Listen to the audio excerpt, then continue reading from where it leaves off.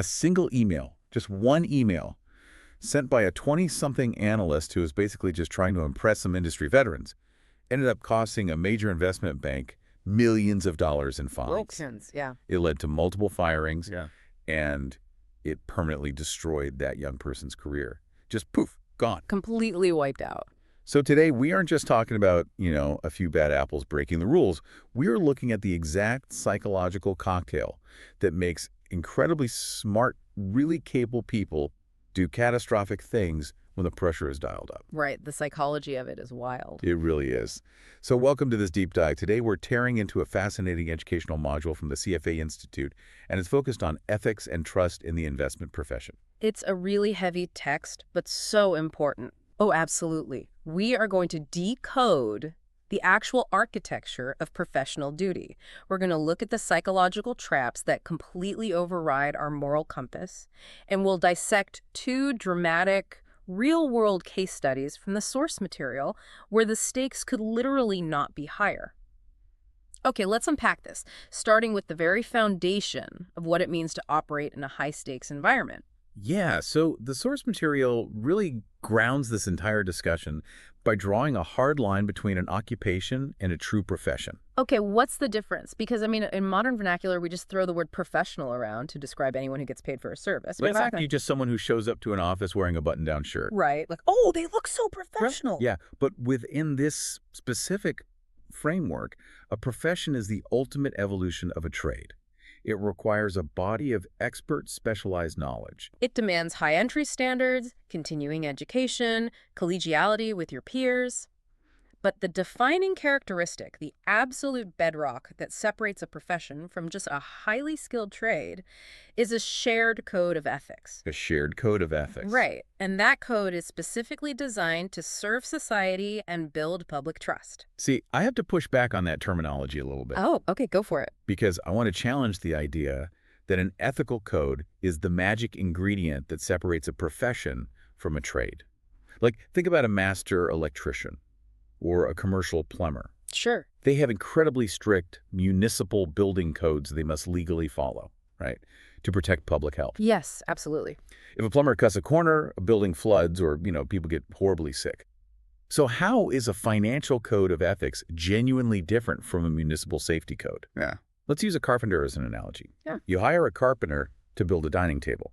When they finish, you put a heavy box on it. Right. If it holds the weight, if the legs don't wobble, the carpenter did a good job, the transaction is complete, the quality is immediately visible to me, the buyer, and the code they followed is apparent in the physical reality of the object right in front of me. Right, I see where you're going. But the divergence there lies in the concept of information asymmetry and also the timeline of discovery. Information asymmetry. Okay, break that down for me. So with the carpenter or the plumber, the outcome is relatively tangible, right? Mm-hmm. And the failure state is usually really obvious to the layperson. Yeah, the water leaks or the table collapses. Exactly. But an investment manager or a physician, they operate in a realm of profound information asymmetry. Mm. The professional possesses this level of technical knowledge, market awareness, algorithmic complexity stuff that the client fundamentally cannot audit.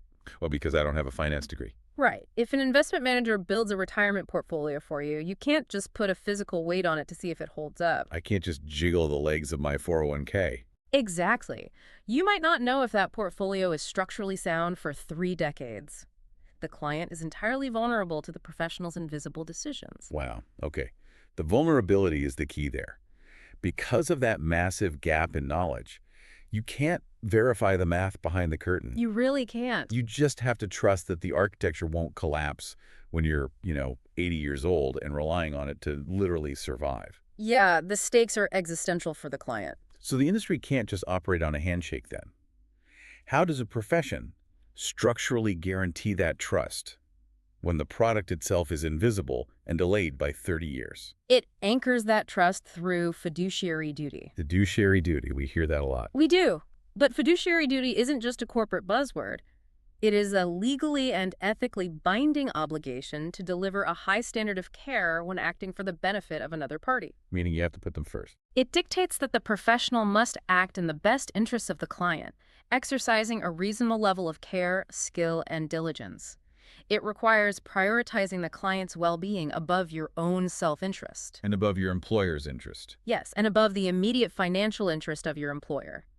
When a professional body establishes a public code of ethics, they are signaling to the market that they voluntarily accept this burden. They're raising their hand saying, hold us accountable. Exactly. They are telling society that despite the massive information advantage they hold over everyone else, they will not exploit it. It's easy to assume that when that trust fractures, we see these big financial scandals, it's because someone malicious decided to exploit the system. Right, the whole Gordon Gekko thing? Yeah, exactly.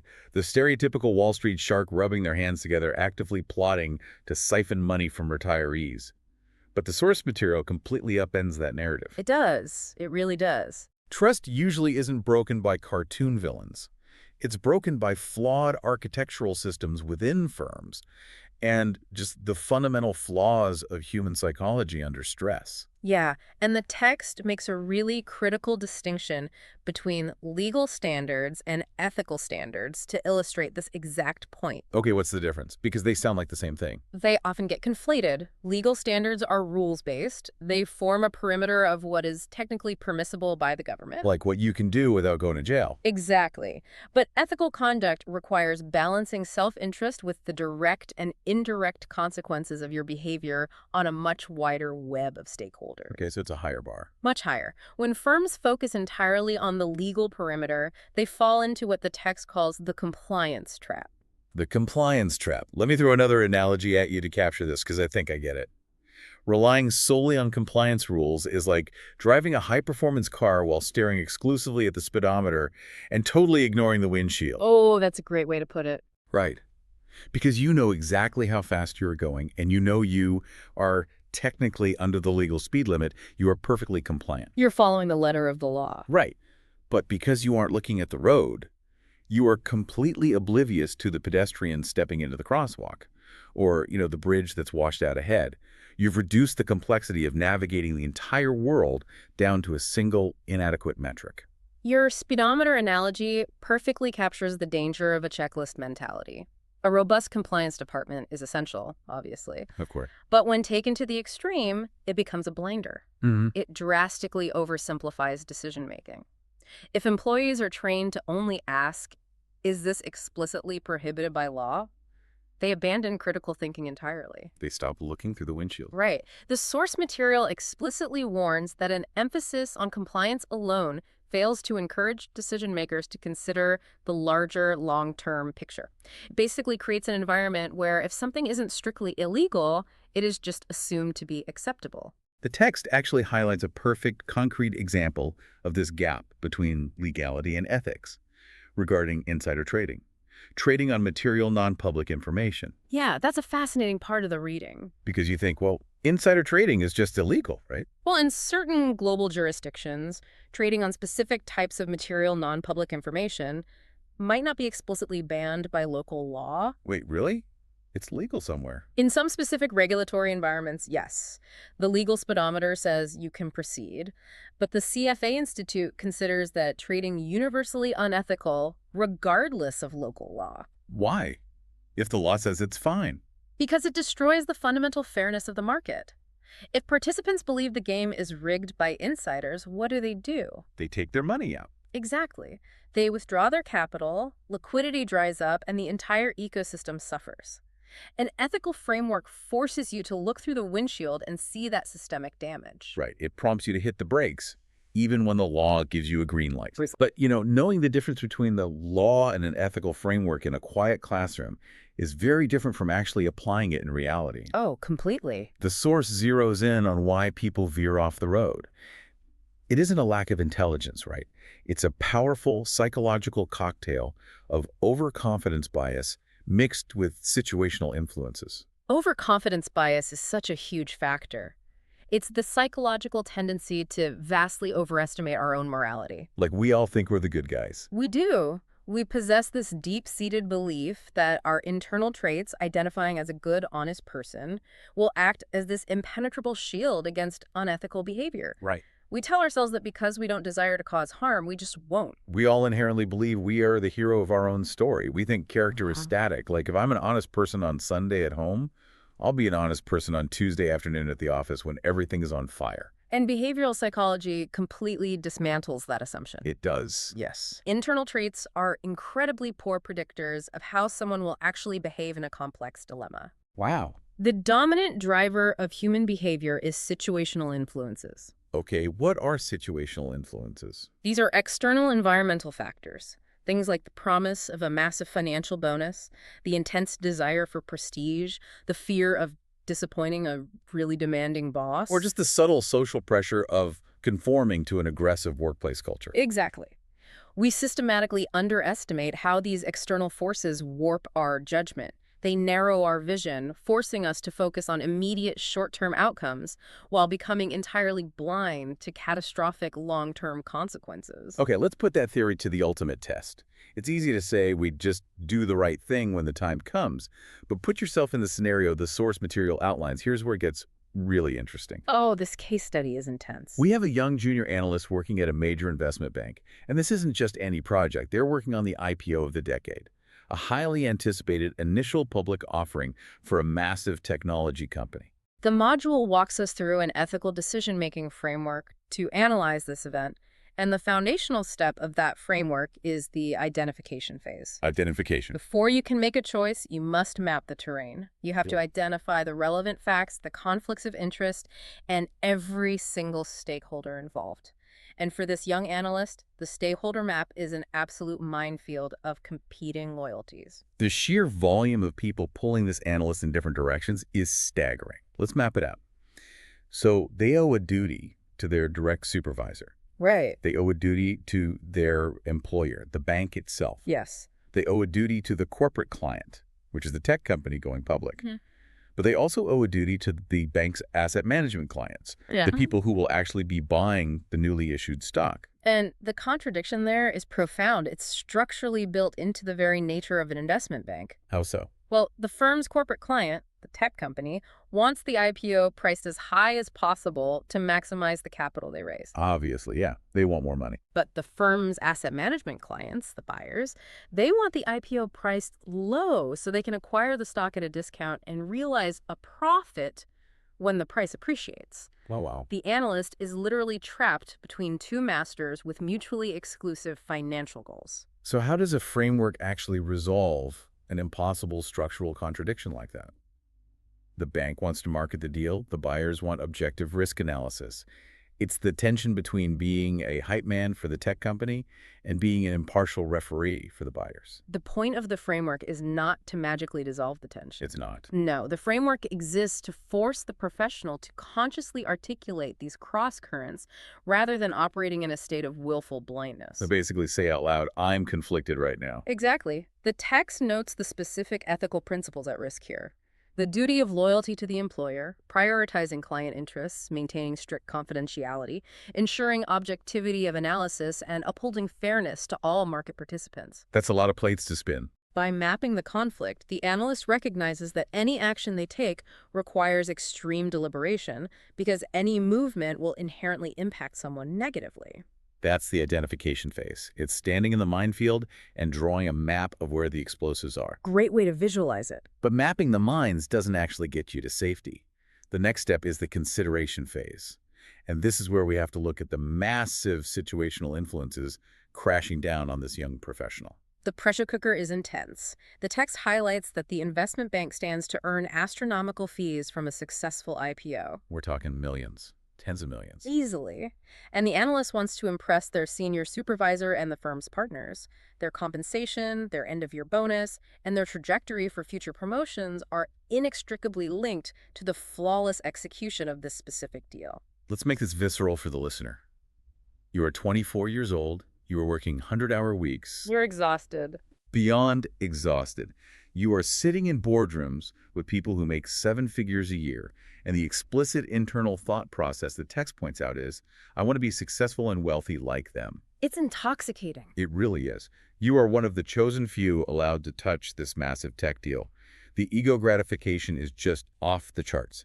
That is a massive gravitational pull away from objective, boring, ethical rule following. It pushes you to take shortcuts to prove how valuable and connected you are. During the consideration phase, the framework dictates that the professional must seek guidance to counter that gravitational pull. Okay, who do they go to?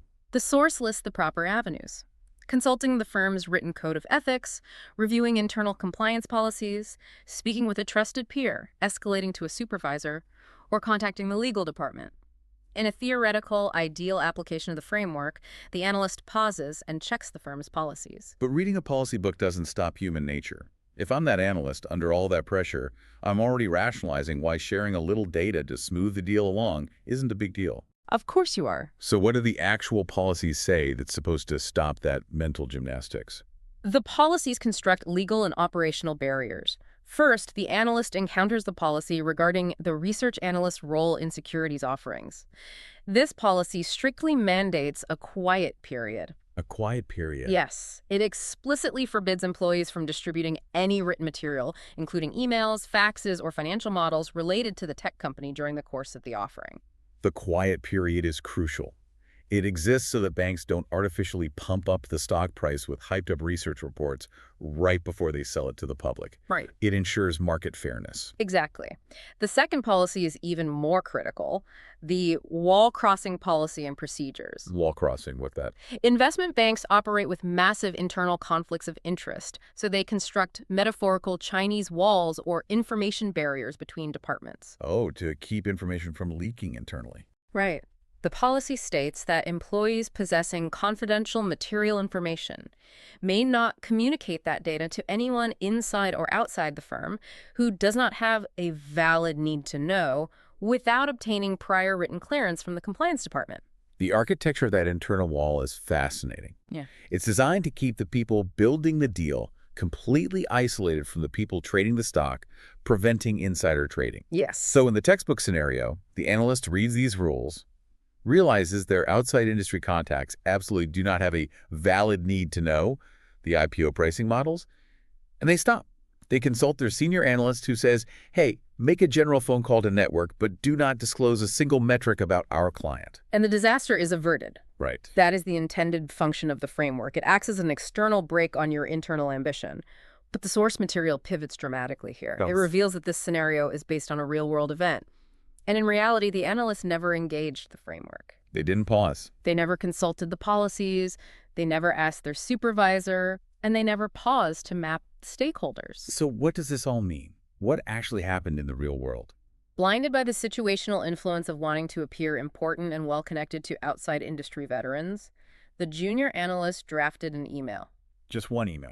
And attached to that email was highly confidential proprietary information, including the senior analyst's internal risk analysis and unreleased financial forecasts for the tech IPO.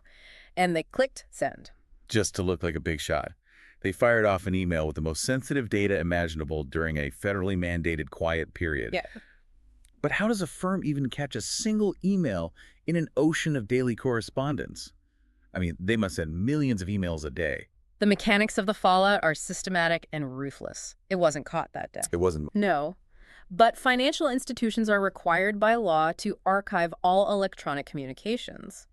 Months later, long after the IPO had closed and the money was made, the firm's compliance software, which constantly sweeps historical archives for flagged keywords, attachments, and unauthorized recipients, identified the email. Oh, man. Months later, during the subsequent internal audit, the analyst was brought in and actually admitted they had received the standard compliance training, but simply chose not to seek approval. The delayed discovery makes it almost more devastating. You think you got away with it, you think it was just a harmless networking message, and then months later, the floor falls out.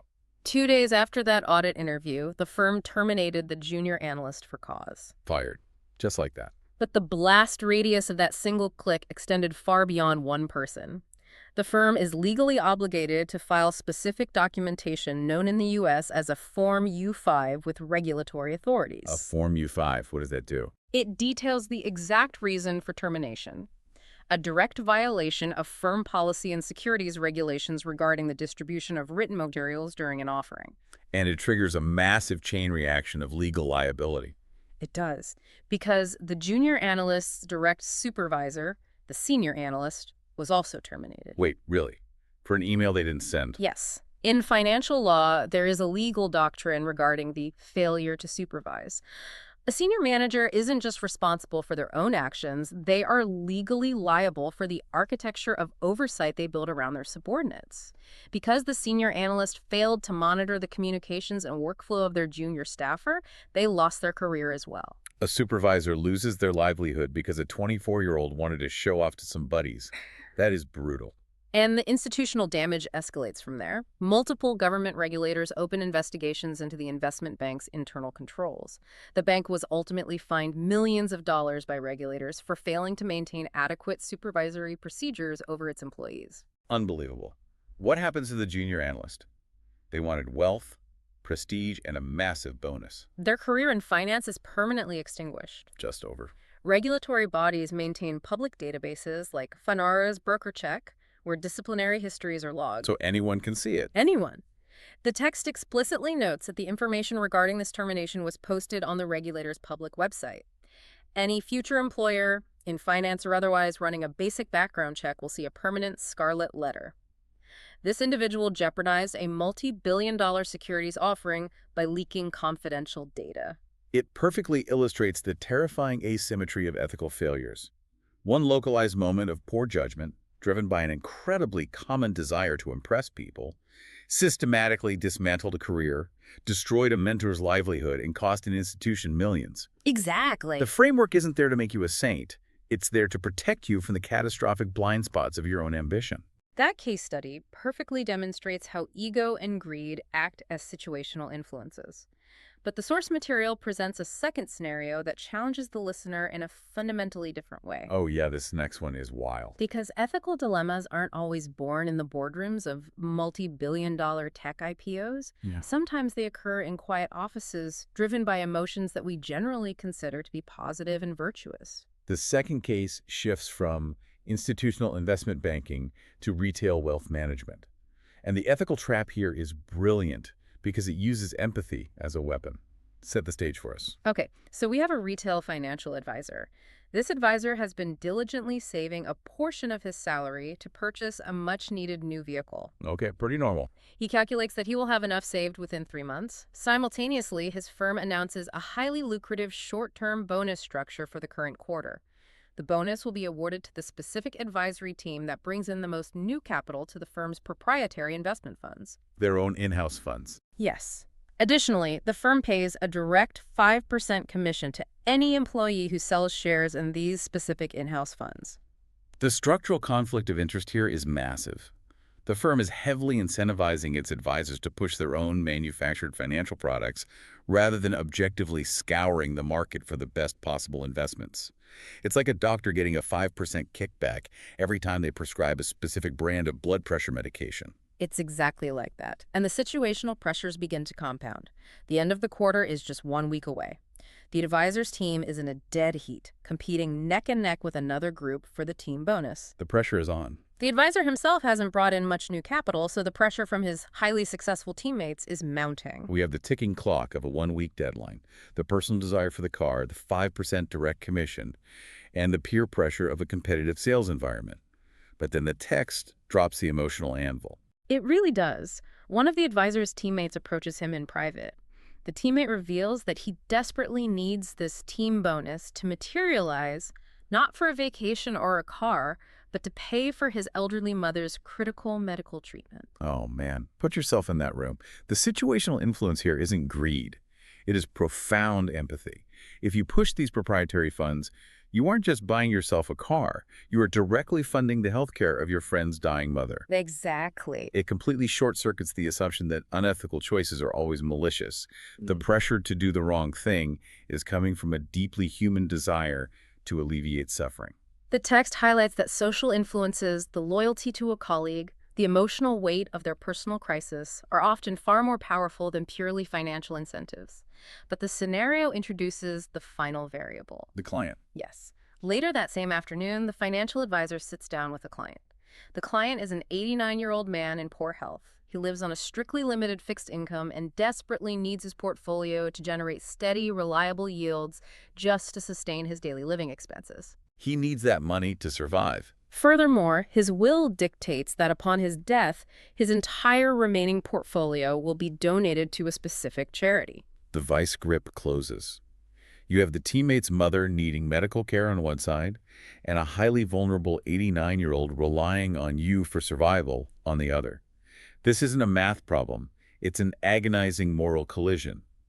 How does a professional keep a cool head and navigate competing vulnerabilities? This is the exact moment the ethical decision-making framework must be deployed as a cognitive anchor.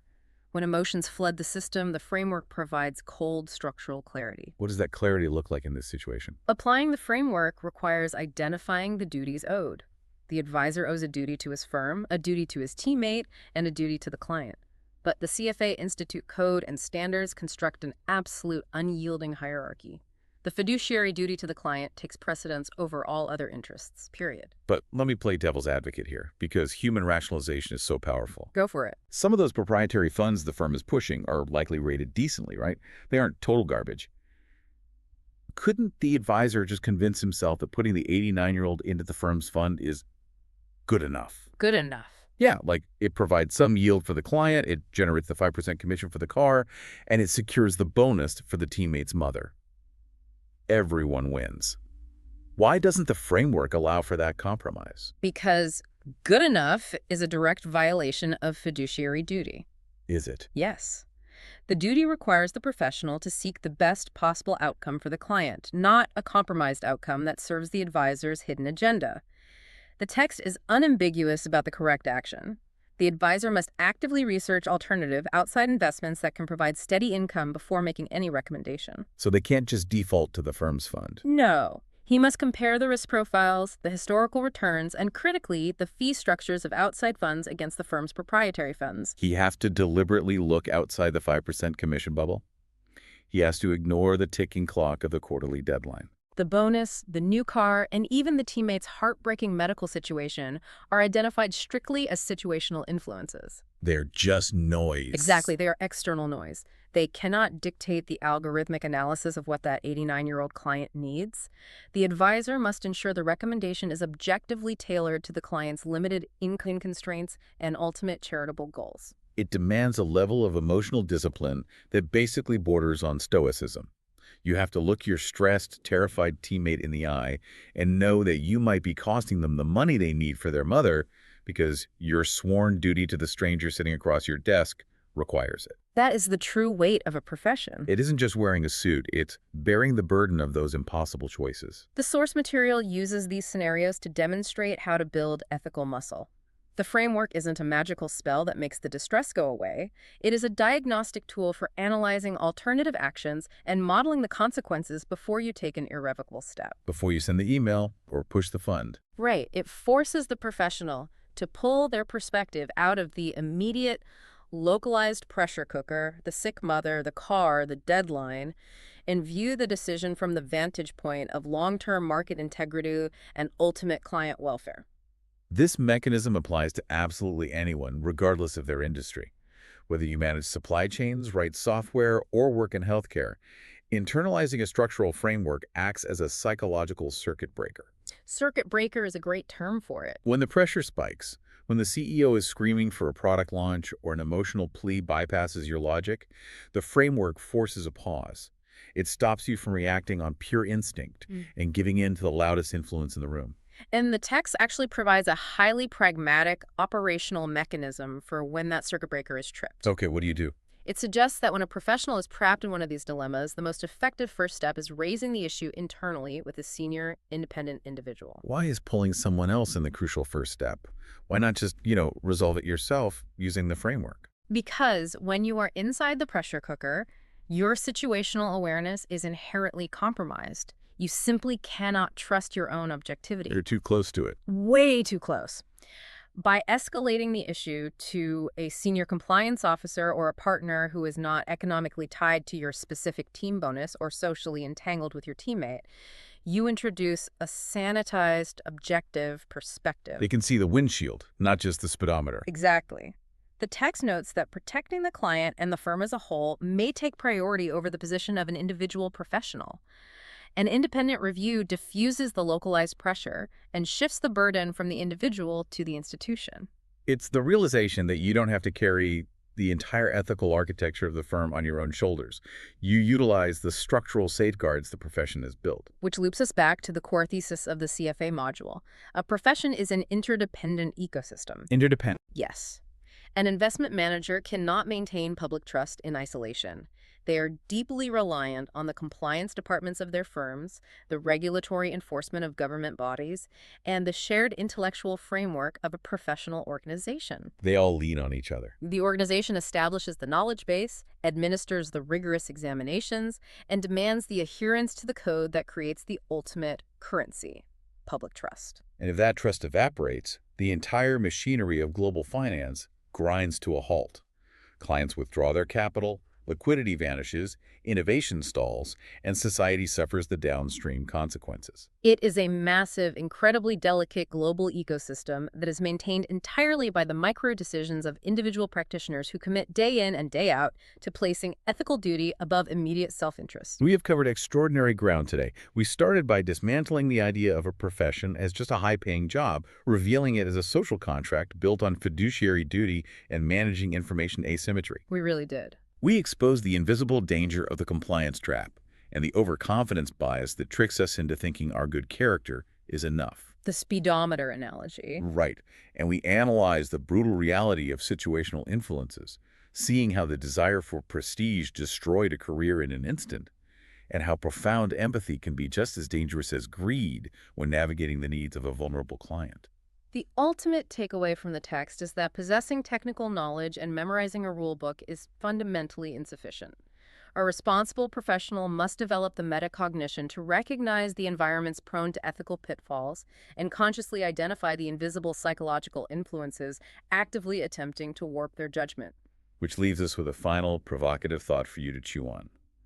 The source material continually reinforces that a true profession relies on the fusion of expert technical knowledge and ethical behavior. But look at the trajectory of the world right now. Oh, with AI. Exactly. We are rapidly entering an era where artificial intelligence can ingest millions of data points, perform complex financial modeling, execute technical analysis, and forecast market movements faster and more accurately than any human analyst ever could. It's already happening. It is. So as the purely technical expertise gets completely outsourced to algorithms and silicon, does the definition of a human professional shift entirely? If the machine holds the ultimate technical brilliance, is an unshakable ethical compass, the capacity for human empathy, and the ability to maintain fiduciary trust, the only true future-proof career skills you have left. It forces a complete reevaluation of human capital. If technical execution becomes a cheap, ubiquitous commodity, then ethical judgment and the maintenance of complex human trust become the ultimate, irreplaceable differentiators of value. The algorithm can build the perfect financial model, but it can't sit across from an 89-year-old man and promise to protect his life savings when the pressure is on. That requires a human professional. Thank you for joining us on this deep dive. Keep your eyes on the road, watch out for those situational influences, and we will see you next time.